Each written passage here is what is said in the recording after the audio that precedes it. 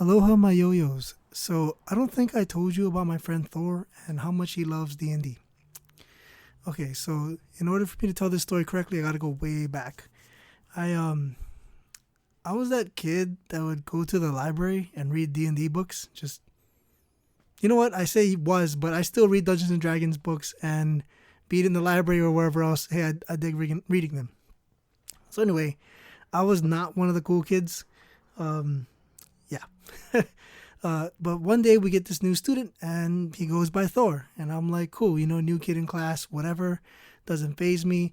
But I guess some people thought he was kind of weird. Thor has a thick accent, like very much so. He still has it today. Having said that, I grew up in Hawaii. I am very, very, very familiar with people having accents. Like they call us the melting pot for a reason. We just have like every ethnicity ever. That's just what we do. So anyway, I see him once in a while, and eventually we get to talking, and he's like, "What are you reading? You're always reading stuff." And I'm like, "Oh, this is Dungeons and Dragons." And of course, he doesn't know what it is, so he starts asking me about it. And I don't know if you guys have ever had this experience, but generally, when people start asking about D&D, they're gonna play some D&D at some point, like eventually.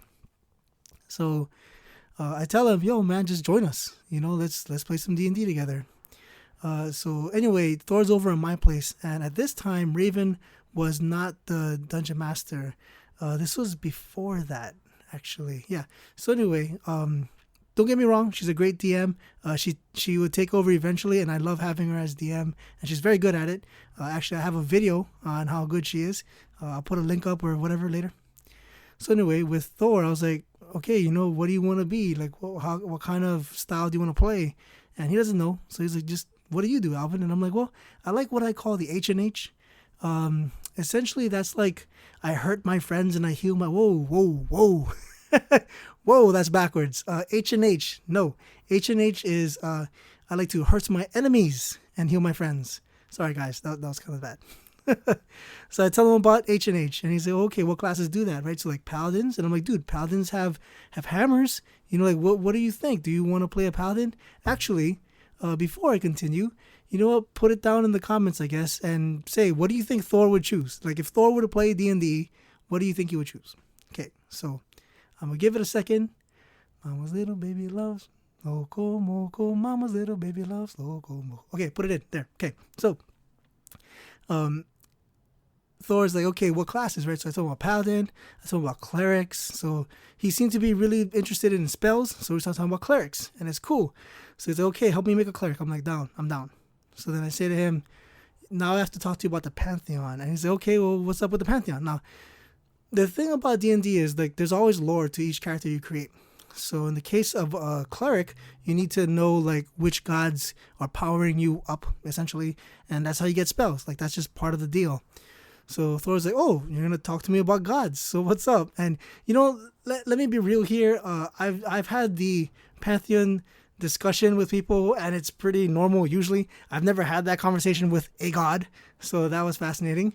But yeah, it was trippy because Thor would like pull up the Blair's Handbook and look through it and be like, oh look, this god. Oh, I know this guy. Oh, he's a good guy or whatever, and he'd have his own commentary. It's very fascinating.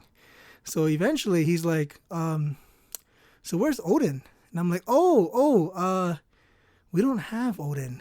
And he was like, what do you mean? I'm like, well, there is like a god of gods, but it's not Odin because it's D&D, so we make our own pantheon and kind of like just pick and choose.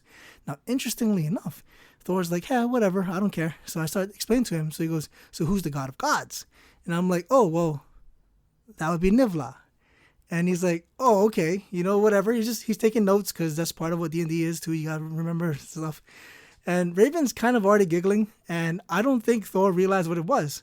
So anyway, we're playing multiple games, and it's going good. And then one day, Thor, like again, he's just digging it. He's having fun. And one day he goes, man, I am so angry at you. And he's kind of smiling, so it's not real anger, right? I'm like, what do you mean? And he goes, you telling me when I need to cast a spell, I pray to the god Nivla, huh? I'm like, yeah, I mean that's what everyone does when they're playing in this campaign.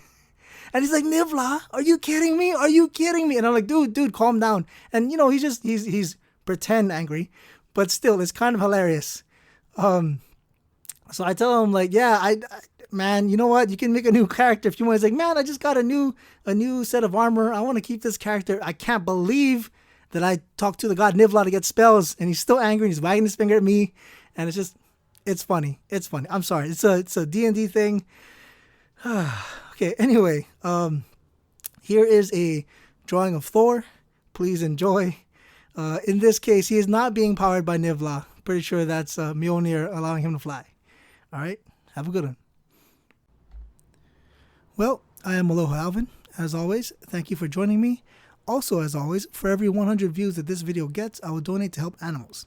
So please like, comment, and subscribe. Of course, if there's a superhero or supervillain that you want me to cover, let me know in the comments. And I'll tell you a cool story. Aloha.